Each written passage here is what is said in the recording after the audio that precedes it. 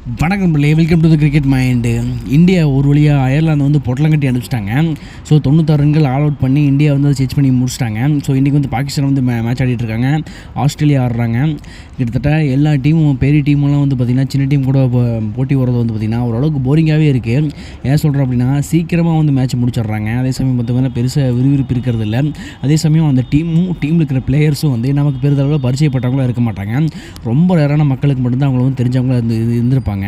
So எப்படா இந்த super 8 matches வரும், இந்த குரூப் ஸ்டேஜ் முடியும் அப்படிங்கிற மாதிரி தான் வந்து இந்த ஒரு வேர்ல்டு T20 வந்து போய்கிட்டு இருக்கு.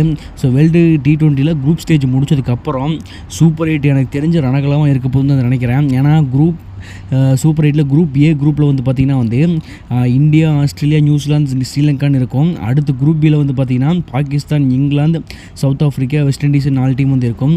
ஸோ உங்களுக்கு எந்த மேட்ச் வந்து அவ்வளோ காத்திருக்கீங்கன்னு கமெண்ட் பண்ணுங்கள்.